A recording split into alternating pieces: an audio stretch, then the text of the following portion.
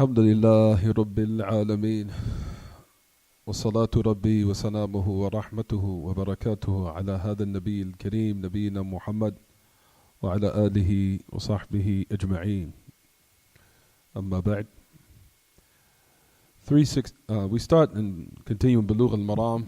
I went straight to the time. Buloogh al-Maraam, as we continue in this lesson by the great illustrious Imam Ahmad bin Ali bin Hajar al-Asqalani rahimahullah, who died 852 after the Hijrah. Mustafa alayhi salatu wassalam. 3:16 p.m. Sunday, December 30th, 2018. As like we said in the last class, that it agrees on Rabi' al-Thani, the 21st of the 21st of Rabi' al-Thani. That's Muslim Pro, man. A Muslim Pro. Muslim Pro. Rabi' al-Thani, 21st, 1440 after the Hijrah. Mustafa alayhi salatu wasalam. We continue in the hadith, or we finished almost, with the Messenger of Allah sallallahu alayhi wa sallam said in the narration, لا تقبح ولا تهجر إلا في البيت. He says, do not uglify or do not vilify. Well, first he said, do not strike the face. Well, number one, as we talked about in the lesson, last class, that the meaning of the wording, لا تضرب الوجه, do not hit the face. As we know, striking the face is prohibited in all circumstances. That hitting in the face of an individual is unlawful in all circumstances. And one cannot strike a woman or a man in the face, or a woman in the face, or a child in the face, not even an animal, as one cannot even strike an animal in the face. As we know that the ashraf udwan fil insan huwa wajhu, that the most honorable, noble part in the body of an individual is his face.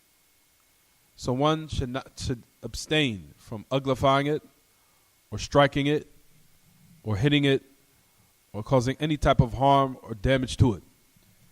As we said last lesson, striking the face is impermissible and unlawful, and not permissible in all cases. It's not permissible to slap one in the face, punch one in the face, strike one, whether they be male or female.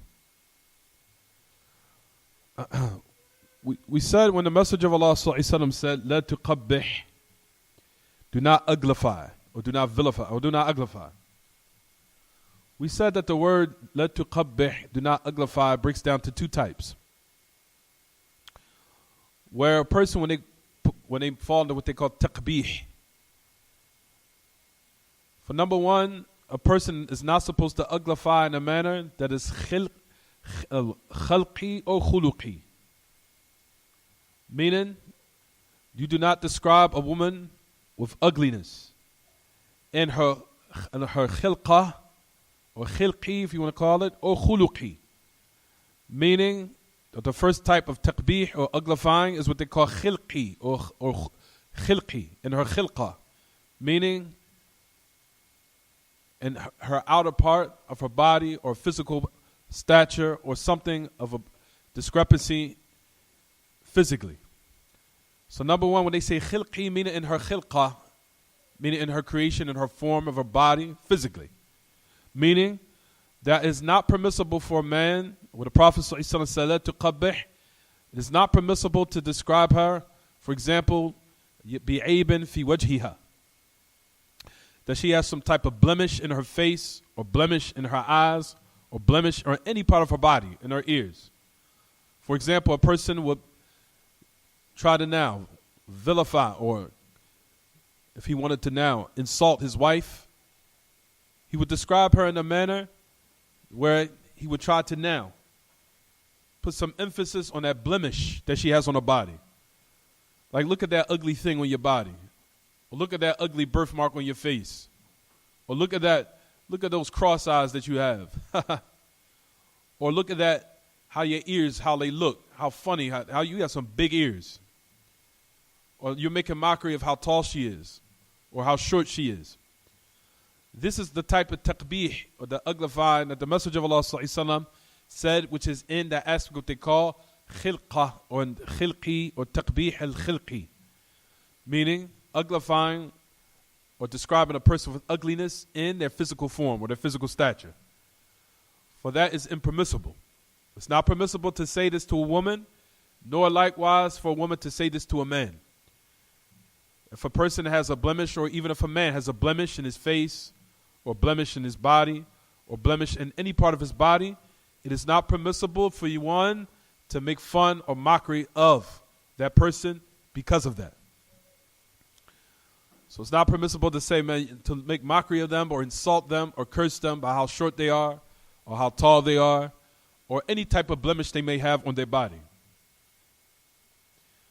Also, when the Messenger of Allah said, "La tuqabbih," so it's not just making fun of or insulting one due to a blemish in their body physically, but also likewise by saying what they call khuluqi. Meaning, what's khuluqi? Khuluqi meaning making mockery or insulting one in their character.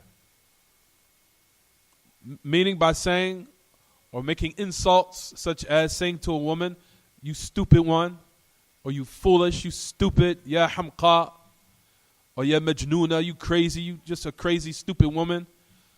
This is also what falls under the meaning of what the Messenger of Allah said, "La tuqabbih," do not uglify. So do not uglify in a physical form, nor do not uglify in an aspect of one's character. It's not permissible to say to a person at all, "Oh foolish one," or "Oh stupid one," or "You just an idiot, you lost your mind, you stupid and you crazy. You just a crazy old woman that don't know what she's talking about." All these remarks and all these statements is not permissible for one to say to his or her spouse. As we know, we are acclimated to saying these affairs here, and especially in this country. That insults, it seems like that's the first thing we resort to is insults, mockery, and cursing, and raising our voices. And this opposes the religion. This not agrees with Islam whatsoever. Rather, we are supposed to resolve the matter or resolve the matter in the best way and in the best form possible. So like we said, when the Messenger of Allah said, "La tuqabbih," even though he was saying this to the men and he was addressing the believers of the believing men, likewise the women also fall under this ruling where they are not supposed to address or talk to their husbands in this manner. So not supposed to say, for example, the N word or the B word or the D word or the A word and all these other different types of vulgar language that needs to be removed from our vocabulary. And a Muslim, it's not even befitting for a Muslim to use those type of words in their speech at all. Especially with our spouses and people who are married to in our families.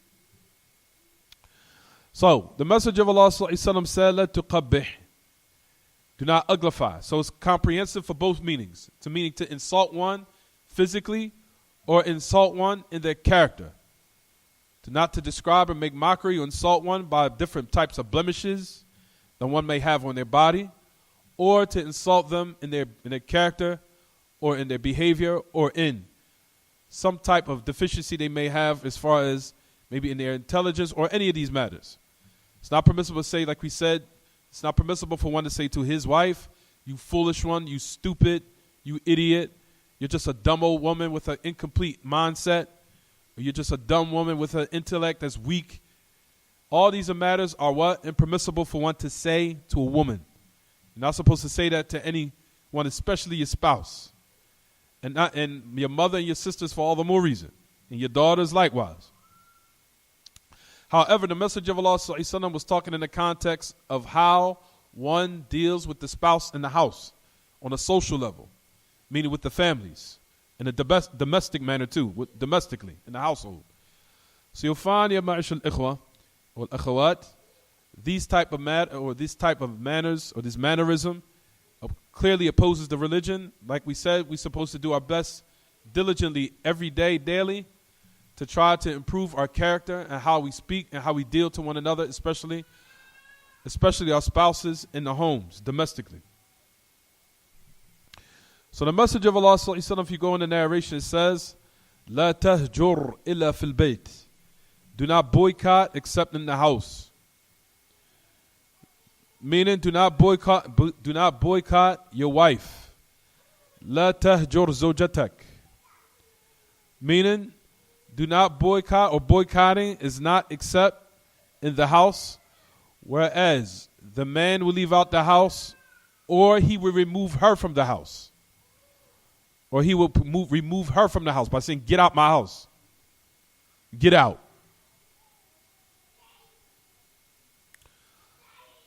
So we say in this regard that the meaning of la tahjur illa fil bayt, do not boycott except in the home. For if one was to boycott, he would do it in the house. However, boycotting takes place by one of three affairs. Number one, I'll say this. Boycotting takes place, we'll say it breaks down to three categories. Number one, I hope everyone's writing this down. Number one of boycotting is in speech. If a man wanted to boycott his wife, however, it's only been bounded to 3 days. That's it. And we know the dalil for that. لا يحل للمسلم أن يهجر أخاه فوق ثلاث. فإذا التقتا أو إذا التقيا أو يلتقيان فيعرض هذا ويعرض ذاك وخيرهما من بدأ بالسلام. There's a lot of children here today, isn't it? It is not permissible for a Muslim to boycott his brother above 3. If they was to meet, this one would turn away and that one would turn away, and the best of them is the one who begins with salam. So the first type of boycotting is taking place with speech. That's number one.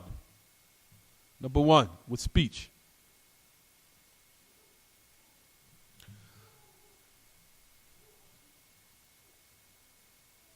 If it's 3 days have gone by,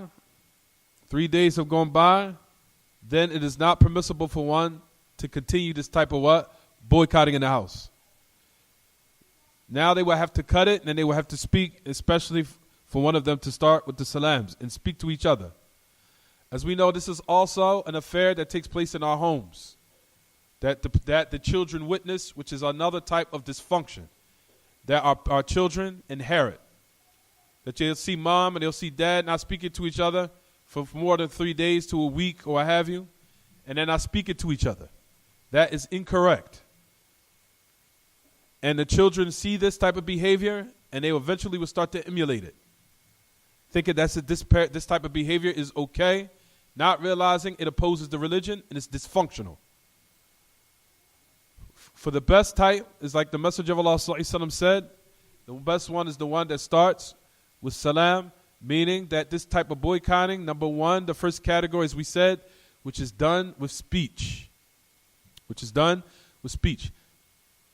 The second type of boycotting is what's done with actions. It's done with actions. Well, if we wanted to break it down, I would say the second one is done with actions. The second one is also an action. Meaning, for example, that a man, if he wants to boycott, he does it in a manner of something where he might habitually does something with his wife that they enjoy. That they enjoy with each other. For example, a woman looks forward to her husband coming home a certain time and him eating with her on that particular time or that particular day. And it makes her happy to sit with her husband, for example, at this time or this particular time of the day. So he can make or perform boycotting where he doesn't eat with her on that particular time where they usually eat. For example, if it's from his habit or what he habitually does, that he eats lunch with her on a particular day or a particular time, that he boycotts her in this manner. He doesn't eat with her on that particular day.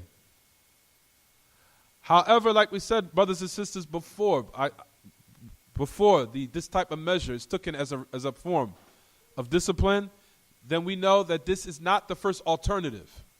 And I want to make that clear.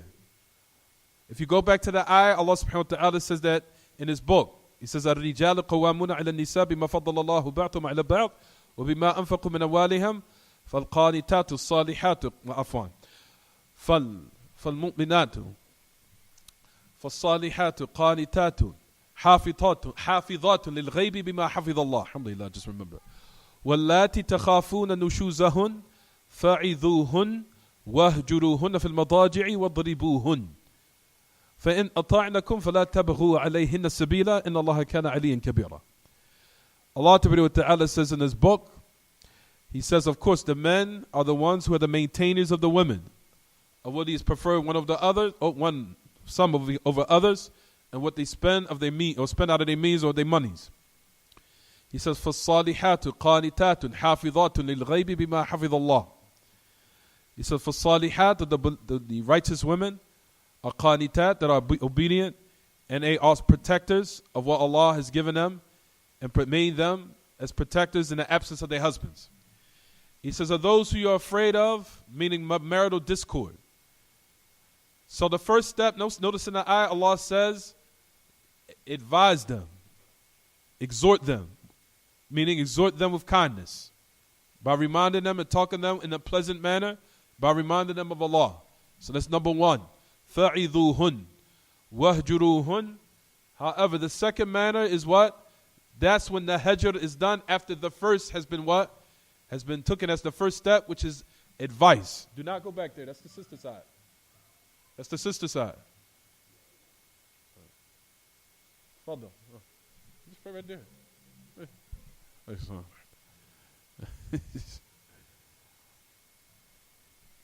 طيب. So we said firstly, number one, the first step that's done if there's some type of disobedience or marital discord that's taking place in the household, do. So now the woman is going outside obedience to the husband. But like we said, because of something that's justifiable. And I want to keep this clear. So, right there. It's justifiable. That is an affair that is justifiable. Not in a manner in which you'll find, like we said, some of our brothers that we utilize, and I keep putting emphasis on this.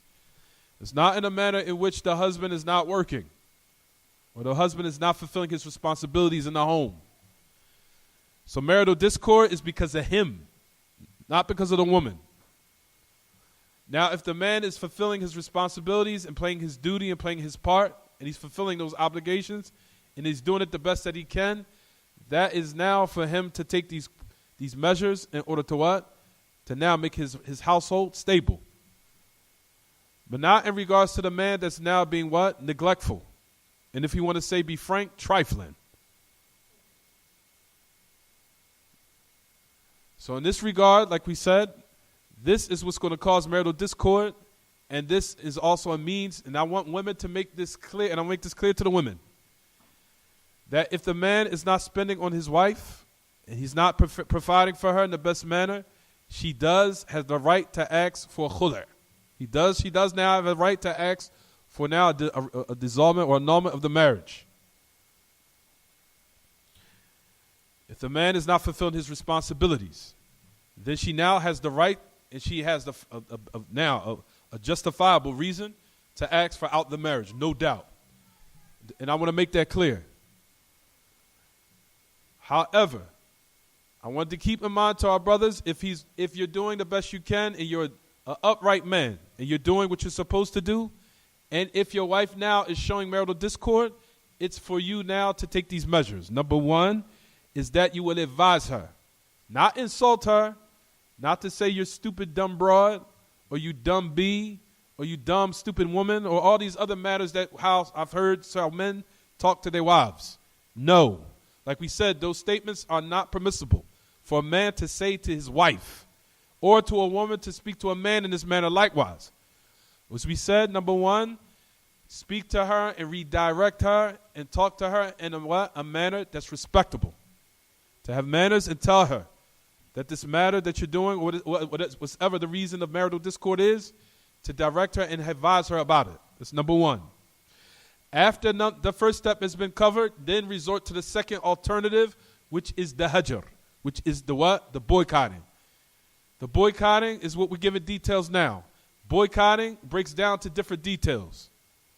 Number one is the boycotting with speech. Boycotting with speech. Where a man, for example, does not speak to his wife. And like we said, it is only permissible for him to do this for only 3 days. That's it. No more, no less. You can't now go weeks, a week now, 2 weeks now. One is not speaking to the other, other's not saying to the other. This is not now, you have gone outside the bounds. You exceeded the bounds. One is now supposed to what? Speak to the other now. And now resort to what? Trying to resolve the issue. Whatever it is in speaking to each other to try to resolve it. And speak to each other maturely and not to play mind games. And not to try to figure each other out where what's going on in one's mind and they can't figure it out, for example. And this is another type of dysfunction that I think is mental illness. And I think this is a mental illness. If you see this characteristic in your spouse, the law knows best, this is a form of mental illness. What do I mean by that? What I mean by that is, if you come up to your spouse, he or she, and say to your son, and she's acting funny, or he's acting funny, like he just all of a sudden, out of nowhere, just start not talking to you, out of nowhere. And then he's going on for a day now, 2 days now, and you say to him or her, babe, did I do something? Something going on? Did I do something? Did I do something wrong? What did I do? Can I rectify it? No, you didn't do nothing. And they keep continually doing this behavior for 2 days, 3 days, 4 days. Babe, is something going on with you? Is something that I do? No, nothing you do. Or vice versa. A woman now, and I've heard this type of situations come up, where a man will come in and walk into his house, and the woman have an attitude, not speaking to him. And the man will ask her, did I do something? Did I do something that irritates you? Did I do something? No, you didn't do nothing. So now this behavior continues for hours to almost a day to 2 days. No talking. No one speaking to each other, and the man keeps saying it. Did I do something? This behavior is strange. No, you didn't do nothing. This right here, brothers and sisters, is dysfunctional. It doesn't agree with the religion.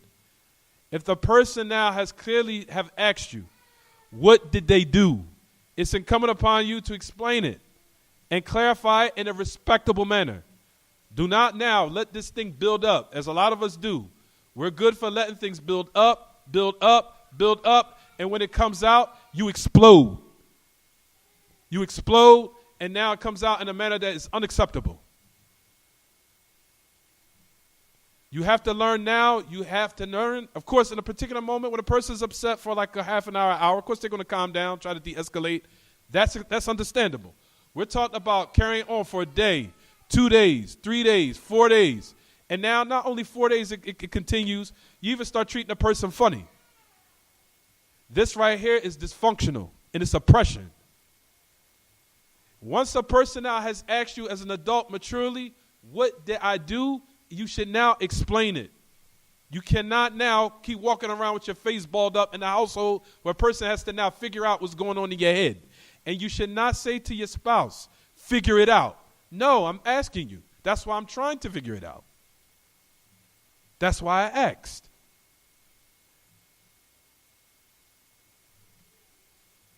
Is it clear what I'm saying, everyone? This is dysfunctional behavior that has destroyed our families and our spouses and our marriages. This type of behavior.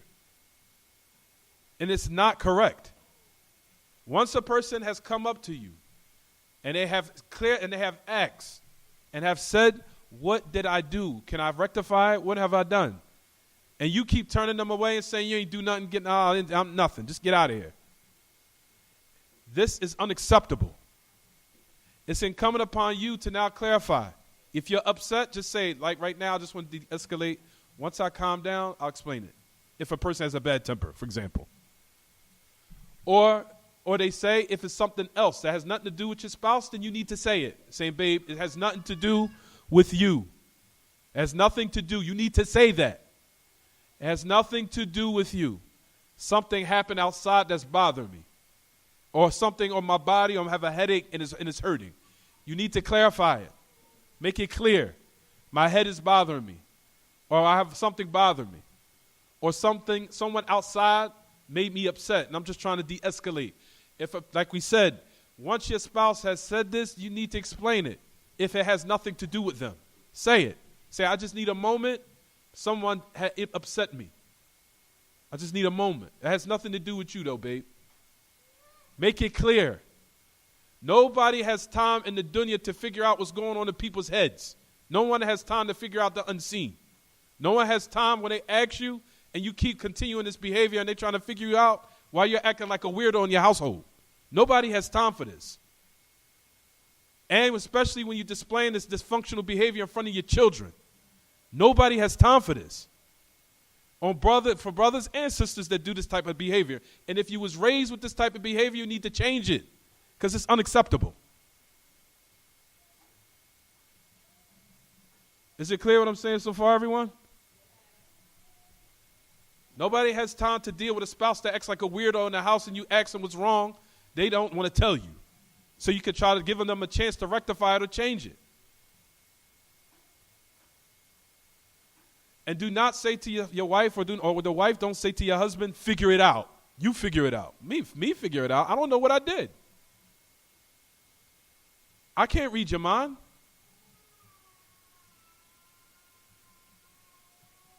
And these are the reasons why divorce take place. And why the marriages don't last, because of this type of dysfunctional behavior. And it takes a lot of patience to deal with an individual like that, which a lot of people don't have time for. And that's the reason why you find that a lot of our sisters say these days, I've heard this, I don't even want to be married no more. I'm tired of dealing with these issues. And I've heard it.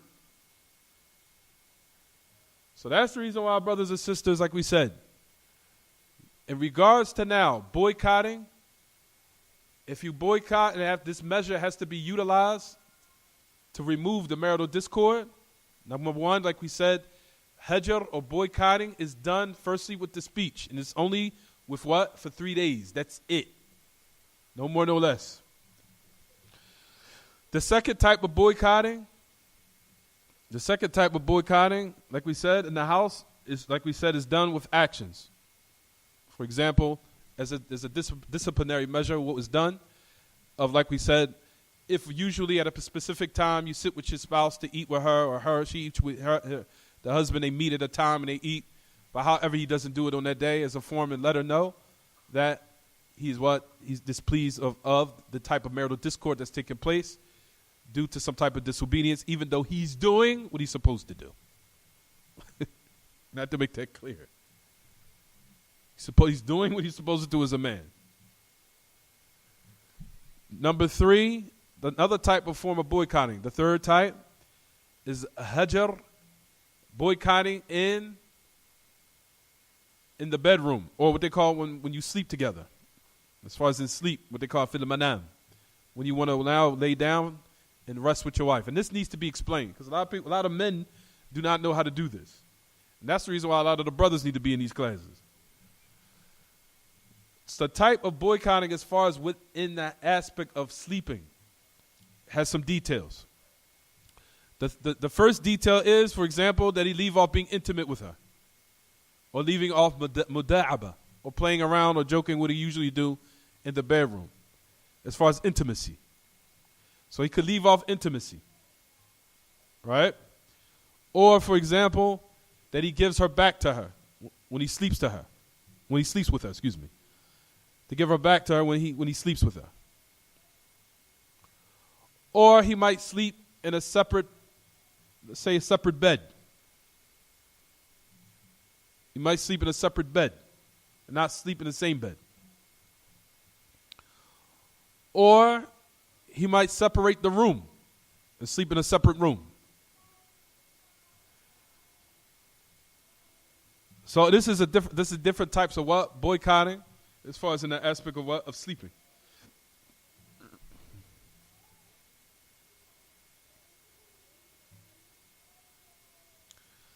So, like we said, this is the what? This is the this is the second. The measure of boycotting, generally, like we sum up, we want to make concise, is only the second measure after the advice has been given. After the advice. So a person doesn't walk in his house and he sees something displeasing to his wife, he automatically cuts her off. That's incorrect.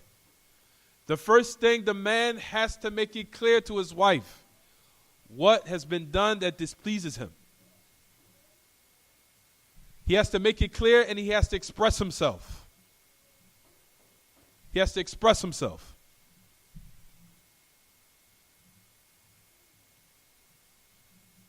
So he says what comes in. For example, if he comes in and he sees something that's displeasing, for example, let's just say now the house is disorganized or it's not clean like as he usually sees it, then investigate first. Something might have happened. Something might have happened where your wife wasn't able to clean in that particular moment of time. Ask first. Do not jump to conclusions. Do not jump, why is it in my house? Why isn't it clean when I walk in the house? It's supposed to be clean. That's not how you're supposed to address your wife. You come up and ask, what's up, babe? What's going on? I noticed the house today is a little disoriented. Then she can watch, she'll explain it. Oh, something happened, this happened. Clear now. All right, it might not have been that serious. We always jumped into conclusions. We always jumped into the worst case scenario and everything. It's all in how you say things and how you address things with people. Now everything does not have to always be done in an insulting manner.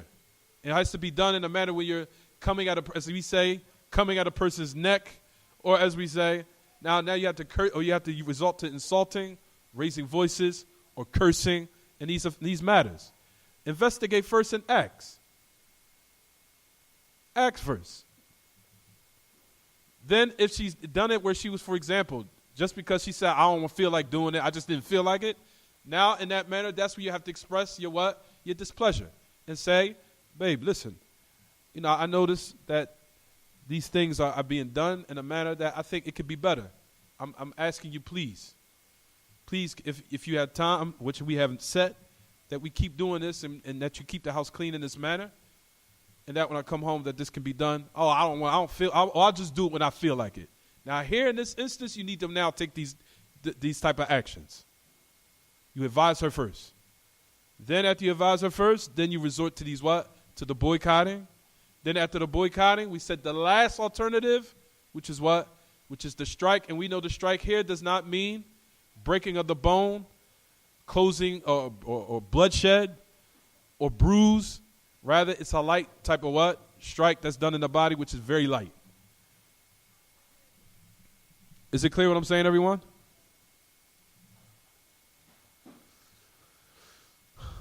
From this hadith, from the benefits of this particular narration, is that it's obligatory, and then I'm going to say this from Ahl Ilm. Shaykh Uthaymeen said about this narration, he says that it's يجب على الرجال الإنفاق على زوجته طعاما وكسوة. It's obligatory upon the men to spend on their families based upon this narration. So just to gather up, if everything is to show that the obligation of spending is upon the man, not upon the woman. He says, when the Messenger of Allah ﷺ said that you feed her from what you eat, that you clothe her what you clothe, yourself, of course, that is a clear indication that the obligation of spending and providing is upon the man, not upon the woman.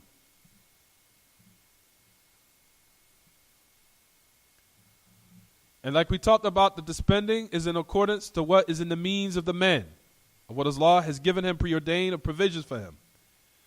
And as Allah Ta'ala clearly says in Surah Al-Talaq, ayat number what? Ayat number 7.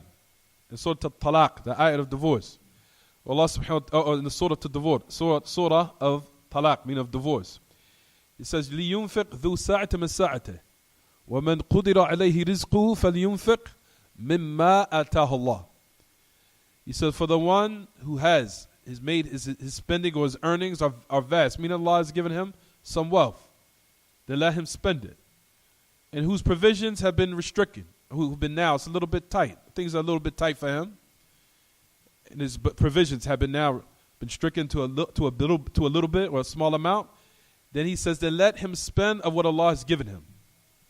And Allah does not burden a soul beyond its capacity.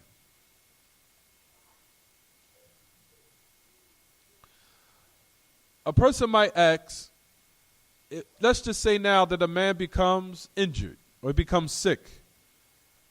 where as a result of it, his provisions have become less.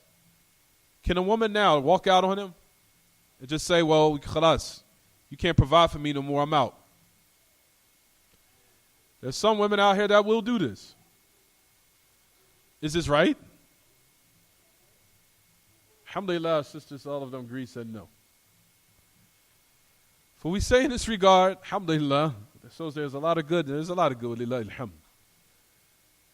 So the sister said, no, this is not right that a man, for example, maybe he got injured on his job, he's used to providing for his wife, but no problem. Then one day, Allah preordained that her husband became sick or got hurt. So now she says, I want a khula'. You can't spend on me no more, I'm out, brother. Is this right?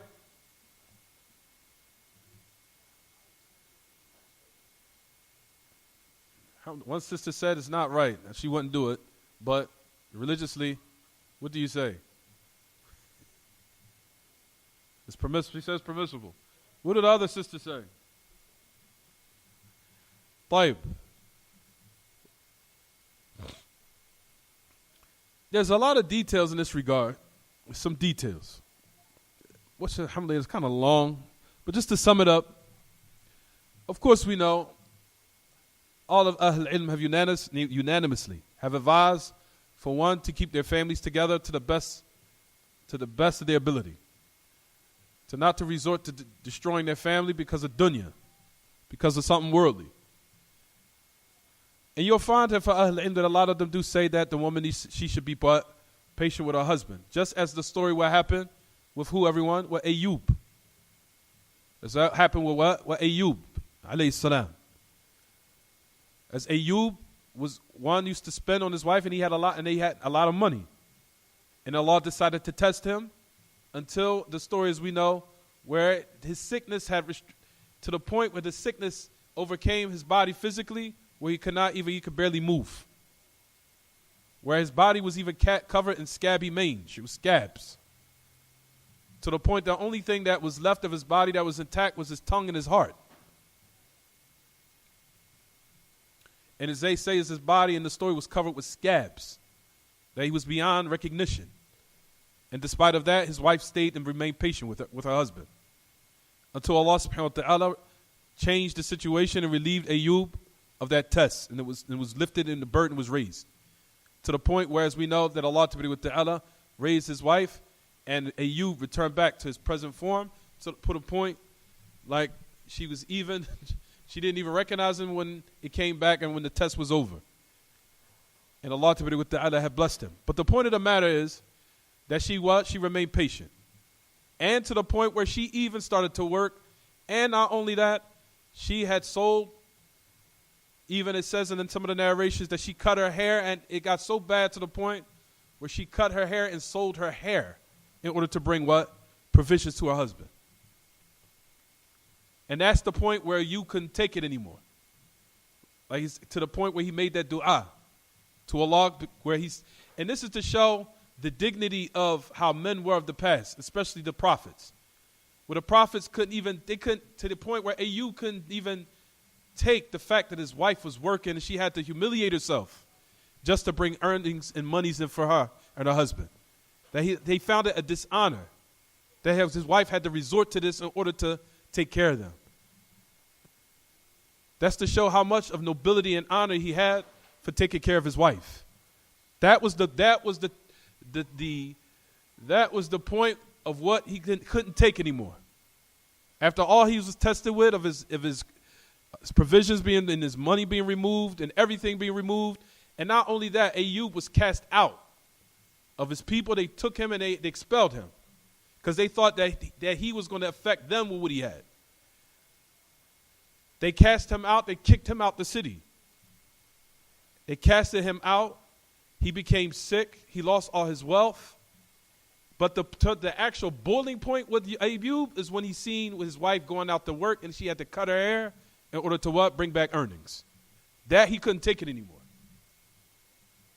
That's when he's made that dua to Allah. That supplication to Allah, asking Allah, tabaraka wa ta'ala, to what? For that mercy to be bestowed upon him to remove him from that what? The test of what? not remove him, but asking Allah to relieve him and to take away this bala. But he really thought the ultimate test was when his wife had to resort to cutting her hair to order to what? To attain earnings and spendings for her family. He thought that was humiliating as a man. Humiliation. That a man will have to now look at his wife do this. Men these days are the opposite. They'll even encourage you to what? You need to go out and work, sister. You need to go work. And women don't realize it's a mind game that some men out here play. And they'll smile like, yeah, babe, go out and get that money. Yeah, while you sitting back smiling like, yeah. You go out and work. Work like a man. Hustle like a man. Yeah, you do that. And you'll have sisters out here that have said this on Facebook, saying to them, see, my husband, he got me grinding out here. He got me grinding. Yeah, listen to you, grinding, sound like a man. And he got me out here pushing. Yeah, my husband, he encourages me. He encourages me out here to go out and grind. And here you are, I got the stories of the prophets where Eyyub, that was the ultimate point. He couldn't take it no more. To see his wife go out and have to humiliate herself just to bring in money to the household. So the point we're trying to make is that women should be what? Should be patient. If her husband becomes sick and his provisions become stricken or his provisions become less, becomes sick or something happens on his job, to become patient until you're able to nurse him back to health, until he's able to resume his life or resume him taking care of his household and being the responsible man maintaining his household. And in certain instances, there's no problem where, like we said, where a woman will have to go out and sometimes be strong, which is the majority of the cases of our communities where the women, our sisters, are being strong. They are being strong in order to maintain our families and our societies and our men so they can still go out here and practice their religion. And like we said, we do not disregard that our sisters out here are very strong.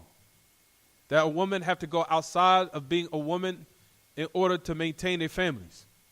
That's something that the students of knowledge, a lot of us do recognize. That the women have so many difficulties and trials to face out here.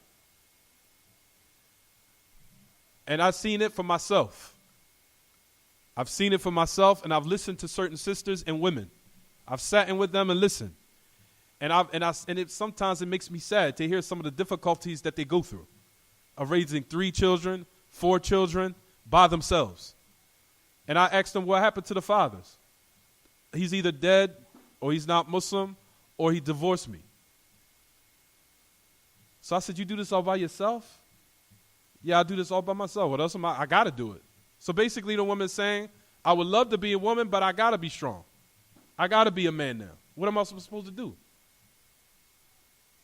I got to take the role of a man. How else are things going to get done? How else are my children going to get fed?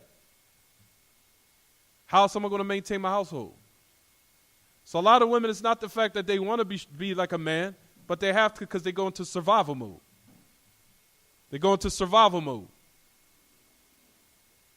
So they go in survival mode now, so it comes as a result of it, they have to go out and work to help maintain our communities and help maintain our families. Because the reality is, and the men have to take this on the chin, the reality is a lot of our sisters are more well-educated than pertaining to a lot of our brothers in our communities. And we don't say that out of talking down to our brothers, we're not. But the case is that a lot of our brothers in our communities have been incarcerated. A lot of them. They come out, so now the woman is the one with something of somewhat of education. So she now puts forth her help and aid. She aids the brother, and she now goes out of her jibillah, or she goes outside of her fitrah of being a woman, to now she has to what? Aid you. So she goes out of her natural disposition of being a feminine woman, where she now has to be like a what? Like a man. Well, it's not because she wants to do it. Some women want to do it these days, but some women, the true women that love Islam, want to be a woman. And it's crazy because, and I want our brothers and sisters to listen to this. What's so strange is that the kuffar are wanting to be like the Muslim women, and the Muslim women want to be like the kuffar women. What do I mean by that? You'll find now. What do you find out in these? And I'm not saying this because I've talked to people. What do you now? If you look at these non-Muslim TV shows, what they call real what? Housewives.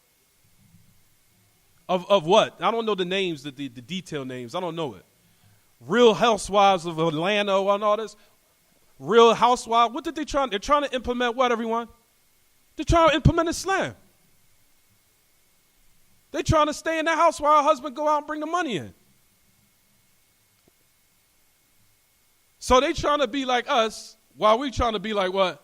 Them. Yeah, oh, yeah, but look at so-and-so. She getting money. She getting this. Ultimately, those women, you'll find a lot of those non-Muslim star women, they eventually fall back and let their husband do the work. Because they don't want to do it. Because it's not in their nature. They go back to their natural disposition as a woman. Like, I don't want to do this. And you'll find the most wealthy of women fall back and let their husband be the driver. He be the driver. I'm going to be a woman again. I'm tired of doing this. I'm tired of hustling. I'm a woman. I know my nature. Am I right or wrong? The sisters agree with me over there.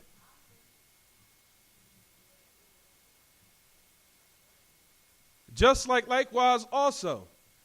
It's crazy how shaitan switches. Black women try to be like white women, and white women want to be like black women.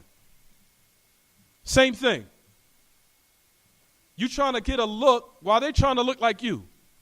White women, they want to get out their curly hair. They want to get their lips more full. They want to get more curvier. Why are they trying to look like a black woman? Everything switched, but you trying to chase a look like somebody else. Not saying that, we're not saying that from the aspect of racism. We're saying that from the aspect that Islam teaches us everything perfectly. To be what? Like and love yourself. And do what you're supposed to do, what Allah has commanded. Because Allah, in these days, in these trying days, is making his signs clear. In every way you can think of.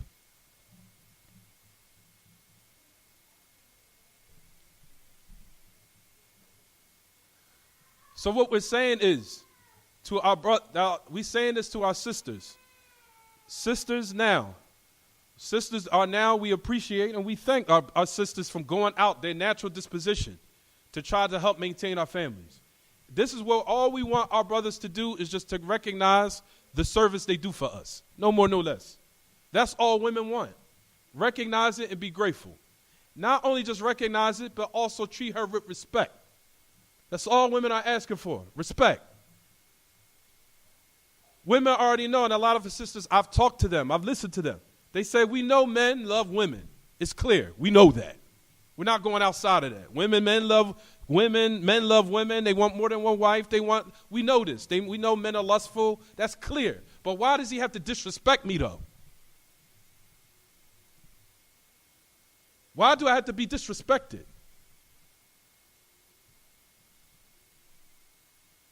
Why does he have to go to that woman? Why does he have to go out on dates? Why does he have to tell her that I'm a bad wife? Why does he have to tell her I don't do this, I don't get decorated? He don't know the reason why I don't get decorated because I'm taking care of his 4 kids while I'm trying to keep the household from going up from now being sold because he's coming up short in the bills because he's doing something he shouldn't be doing.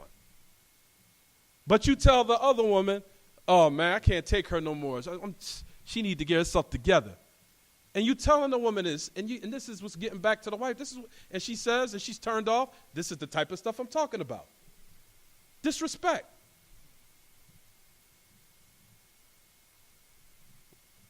Why don't you just show respect?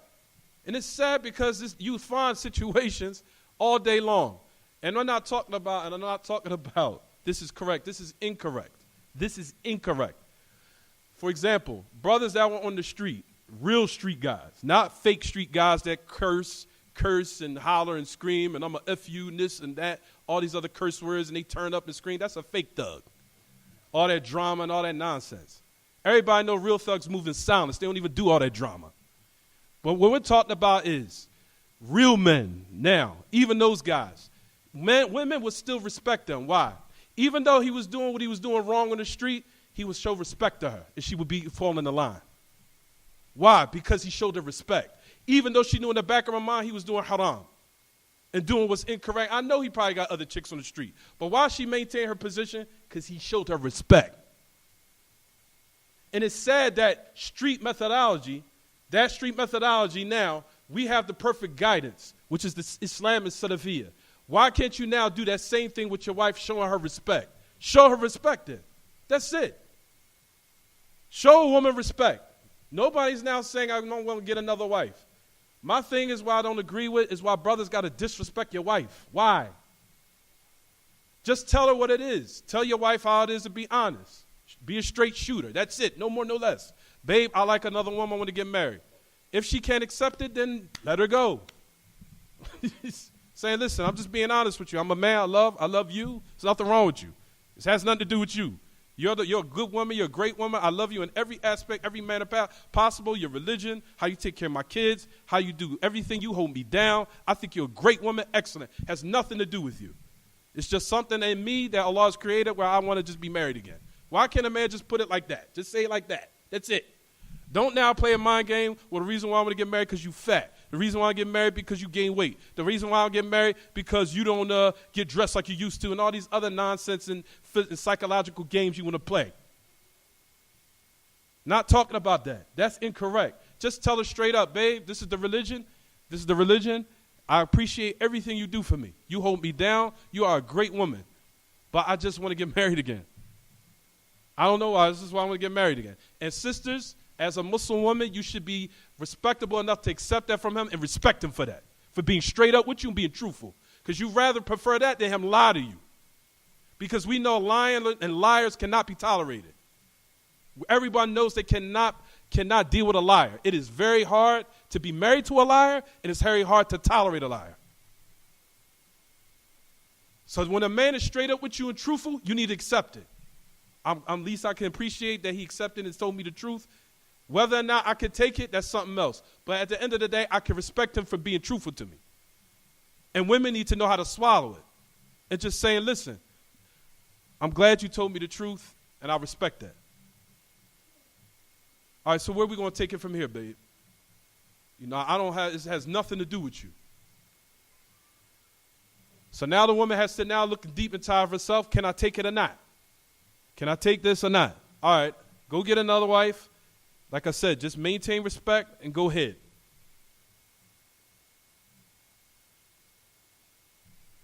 That's what we want, and this is how the religion calls to. Showing respect, showing honor, dignity, and just being straight up and just being honest. Brutally honest where it needs to be, especially in these affairs. Just being a straight shooter and telling you the person how it is, and it is what it is at the end of the day. It is what it is. And this is the reason why we need to stop living in fantasy worlds. We don't live in a fantasy world. We live in a world of trials and tribulations. So that's the reason why it's even more incumbent upon us to be honest with each other and just be straight up. The only fantasy, so-called, if you want to say for lack of better words, is in the hereafter, in paradise. If we get there. That's the only true, perfect world we're going to live in. No more, no less. This world we live in is trials and tribulations. Times where we're going to be sad, times where we're going to be happy. However, our relationships should be based upon, of course, more positivity than negativity. But there's no relationship that you're going to get into, brothers and sisters, that's flawless. That is living in a fantasy world. You need to get out of it.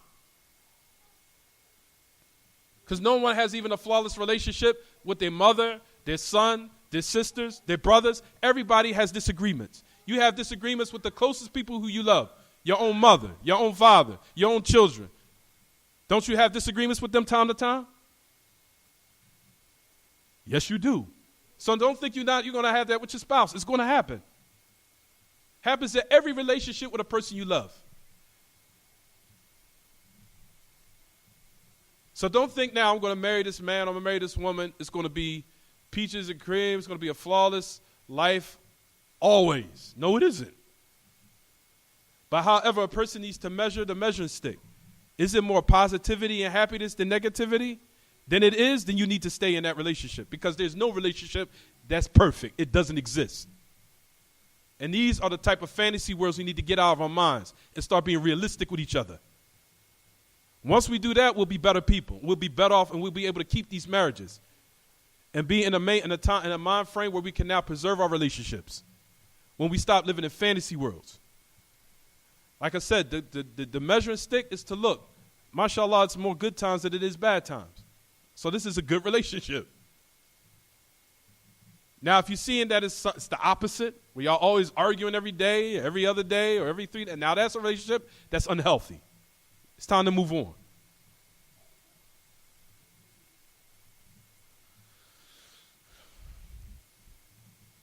So I say this in this regard, brothers and sisters, that this is what is correct. What Allah and His Messenger have mentioned and have obliged and say that the spendings upon the man are what? Is an obligation upon men, not upon women.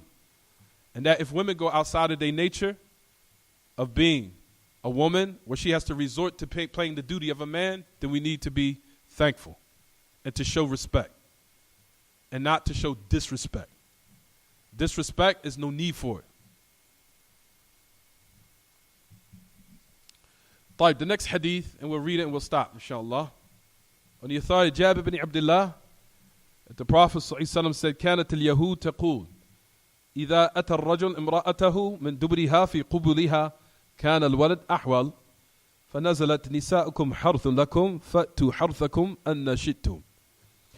He says, as it comes with the Yahud, the authority of Jabir ibn Abdullah, that the Yahud, it said that if a man that he comes to a woman from behind her in her private part, then the child will come out cross-eyed or eyes be crossed or something like that. So Allah Ta'ala what? Sent down the ayah that your women is a harvest for you. Go to your harvest however you will. And the hadith is muttafaqun alayh. We'll stop here inshallah. We'll stop here. We'll continue next week. Is there any questions about the lesson, sisters? Tafadal.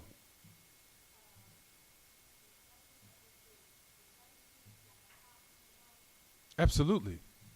No doubt. Popping in the mouth is also striking the face. No doubt.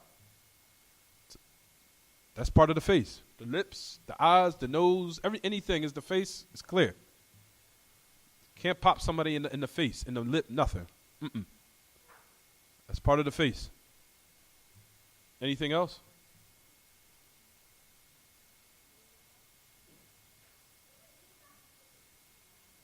Say it again. I thought another sister say something. Oh, okay. We'll stop here. هذا وصلى الله وسلم وبارك على نبينا محمد وعلى آله وصحبه. سبحانك اللهم بحمدك أشهد أن لا إله إلا أنت أستغفرك وأتوب إليك.